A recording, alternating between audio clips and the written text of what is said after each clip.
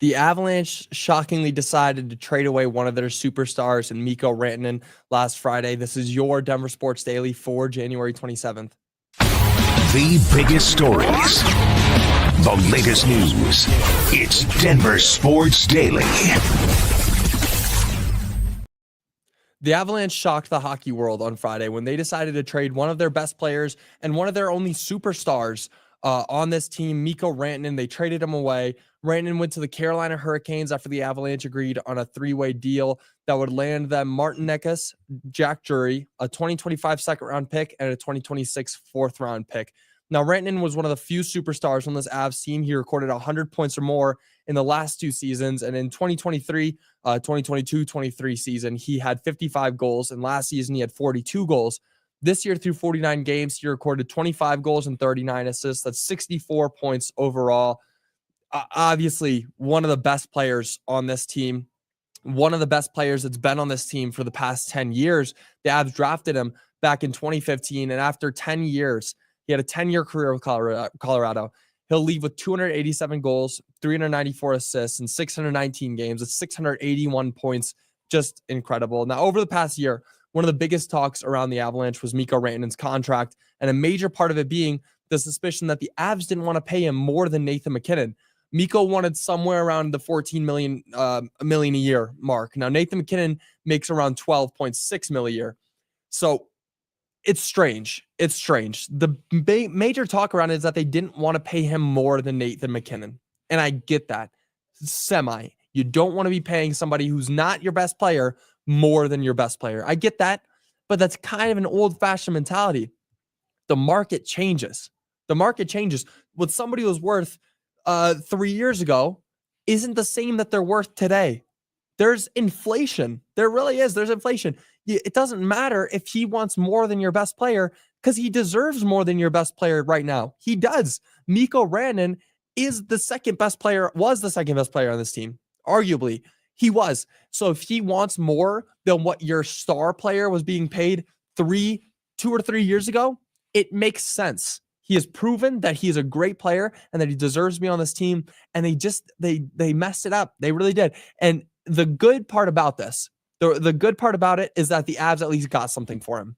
Now, if he's going to go walk in free agency, you don't want to be left with nothing there. You don't want to be left with nothing. So if he's going to walk, if you're not going to pay him, if that's what if you're agreeing as a front office that you're not going to pay him that much and he's just going to walk at the end of the season, it makes sense to get something from him. But still, you got to go out and pay him. Now, with his contract being up at the end of the year, it really is clear that the Avs wanted to get something for him rather than risk seeing nothing in return for him. But it's a dumb move. It's not a smart move in any way you look at it to get rid of one of your best players and get a few things back from him. They got a good amount back for him. That's the silver lining. They got some really great players, some good draft compensation. They got some stuff for him. But still, you got to go and pay the man. And another good part of it is that their cap is going to be much freer now. They're going to have some more wiggle room, some more money to deal with. But you don't get more money. You don't save money when you're in a championship window. You go out and you spend money and you get what you need to win right now. That's where the Avs are at. They have to win right now. And getting rid of somebody like this is not a smart move. It's not a smart move in any way you look at it. That's the kind of thing that tanks championship opportunities. It really is. It really is. Now, the Avalanche last night did come away with a late win against the New York Rangers. The Avs jumped out to a quick 2-0 lead off the back of newly acquired Jack Drury and Cale Makar's goals. But then the Rangers scored two quick back-to-back goals to bounce back, making the score 2-2 with only 9 minutes into the game. Very high-scoring game right out the gates. It looked like it was going to be, and it was. Now, the Avalanche scored 2 more goals, but the Rangers wouldn't go away, tying it up at 4-4 with 5 minutes remaining in the third period in the game. Now, the game was looking like it was going to overtime. It was surefire, but then Artturi Lehkonen scored the game-winning goal with only 15 seconds remaining, an absolute stunner in New York. Now, with this win, the Avs completed the season sweep over the Rangers, beating them 2-0 in both of their games that they played. And Colorado will play again tomorrow against the New York Islanders as they continue their road trip in the city that never sleeps. So the good thing is about this, and with the last thing, is that Jack Drury's proven he can score, proven he can get out there and do the dirty work. But this win was not convincing. a 5-4 win with 15 seconds remaining. It's not looking good for the Avs right now. And this is the kind of moment where it switches. And the Avs were straddling that 500 line for January and for 2025. I've got a strong feeling that number that it's going to tank. I don't think that the Avs are going to be able to finish out this season strong. I really don't. There's nothing out there that gives me a lot of hope except Mackenzie Blackwood, who I've been saying is giving me so much hope. That guy's nuts. I think he's going to be the most important. He's going to be the catalyst for the Avalanche. I think that he's the guy. But, oh, wow, that trade, Mikko, I just can't get over it. I just can't get over it. Now, it is a Nuggets game day. The Nuggets are traveling tonight to Chicago to take on the Bulls in their first matchup of the season. Now, the Nuggets are hot right now. Despite coming off a bad loss to the Timberwolves, terrible loss, they're 8-2 in their last 10. They are rolling. They are cooking with oil. Now, Nikola Jokic, again, the catalyst. He is that guy. He's playing the best basketball of his career, according to the season numbers. And according to him, last week before that Timberwolves matchup, he did say in an interview, he thinks he's playing the best basketball of his career. And it is really showing. He's averaging 29.9 points, 13-point run rebounds, and 10.1 assists. Now, let's just put that into perspective. That is more points than Shaq's career high, more rebounds than Tim Duncan's career high, and the most assists ever for a center. He's averaging a triple-double, a 30-point triple-double. How much better can you ask the guy to be?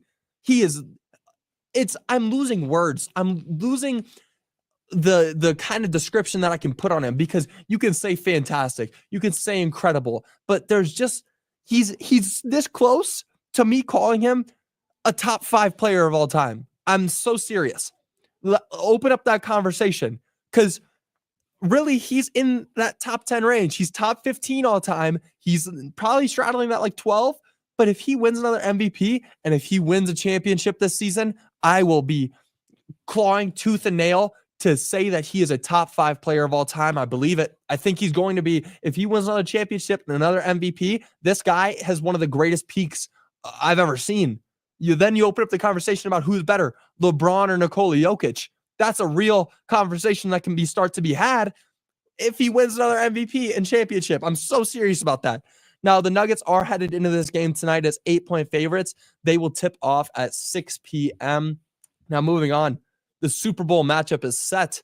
Championship weekend is over, and now the matchup is set for the biggest stage possible.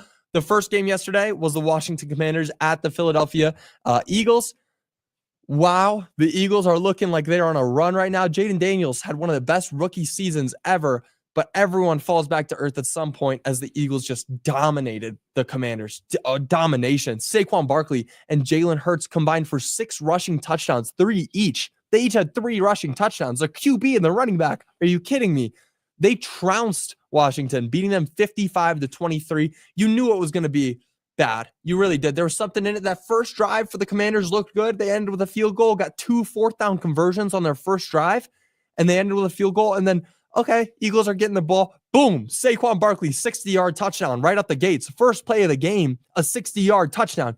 It was just, it was bad. All the writing was on the wall that whole game. There was nothing that the Commanders could have done. And, there's no loss for the Commanders right now. They were a terrible team. They were kind of in the same position as the Broncos. They made it all the way to the NFC Championship with a rookie quarterback in a rebuild year. They've got a lot to look forward to. They really do. But the Eagles, they look like they're on one right now. They look like they are wanting to win that Super Bowl, and now they are Super Bowl bound. Now, the second game of the day was the Buffalo Bills taking on the Kansas City Chiefs in the most anticipated matchup of the year. It doesn't get bigger than this. Josh Allen was looking to get his first playoff win against Patrick Mahomes, but unfortunately, he was unable to. Now, despite the Bills getting a late lead, they were unable to hold Kansas City off as they ended up losing 32-29. Now, Buffalo had a chance to tie or win on a crucial drive, but unfortunately, they weren't able to convert on 4th down. Despite Josh Allen, if you saw that play, he had 3 guys rushing right at him, and he threw that ball 30 yards in air. Dalton Kincaid, you had it in your hands. That's going to haunt you. We've seen now 2 games in this playoffs lost because a tight end couldn't catch that ball. Come on. Mark Andrews, Dalton Kincaid, you guys that is not good. That is not good. Now, again, if you watch that whole game, some upsetting points. There was that fourth down that I don't want to get too opinionated, but it was a first down. It looked like a first down for Josh Allen. He carried the ball, got it over the first down line, but it was called short. It was called short after review. I don't agree with that call. It wasn't great. Now, again, the Eagles and Chiefs are set to go to Caesars Superdome in New Orleans on Sunday, February 9th, in a rematch of that 2023 Super Bowl. I don't think anybody wanted this. And I can say that confidently. I don't think anybody was looking at the matchups this weekend and saying, oh, yeah, I want to see the Eagles and Chiefs go back to back. I can't see that. Almost everybody wanted the Commanders and the Bills. And sure, the Commanders were a long shot, but the Bills, they had it. They had that lead in the fourth quarter. But Patrick Mahomes, he finds a way.